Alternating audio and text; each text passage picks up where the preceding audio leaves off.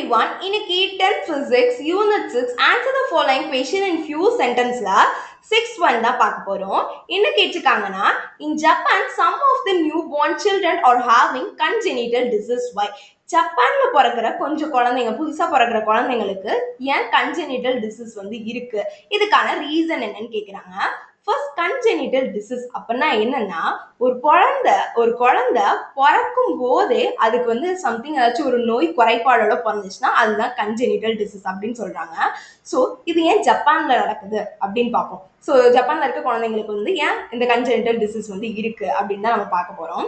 ஜப்பான்ல என்ன ஆனிச்சுன்னா, atomic bomb explosion வந்து நடந்துச்சு.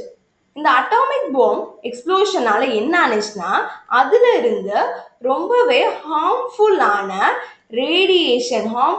நியூக்ளியர் ரேடியேஷன்ஸ் வந்து அதுல இருந்து வெளியே வந்துச்சு.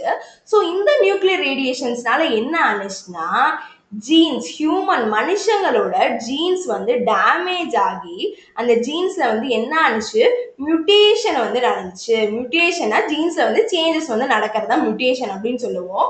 ஸோ இது வந்து நடந்துச்சு. அந்த பாம் எக்ஸ்ப்ளோஸ் ஆகி ஹார்ம்ஃபுல்லான ரேடியேஷன் வந்ததுனால மனுஷங்களுக்கு இப்படி நடந்துச்சு. இதனாலதான் என்ன ஆனிச்சுன்னா, அப்கமிங் வர ஜென்ரேஷனுக்குமே இது வந்து தொடர்ந்து இந்த ஜீன்ஸ் டேமேஜ் ஆனது வந்து அவங்களுக்குமே பரவி வர குழந்தைங்களும் சம்திங் ஒரு ஜெனட்டிக் டிசீஸோ இல்ல கன்ஜெனிட்டல் டிசீஸோடையோ அவங்க பிறக்கிறாங்க. ஸோ இதுதான் இந்த கொஸ்டினுக்கான ரீசன். ஜப்பான்ல வந்து அட்டாமிக் பாம் எக்ஸ்ப்ளோஷன் வந்து நடந்துச்சு. அதுல இருந்து ஹார்ம்ஃபுல்லான ரேடியேஷன் வந்ததுனால மனுஷங்களுக்கு என்ன ஆச்சு, ஜீன்ஸ்ல டேமேஜ் ஆனிச்சு.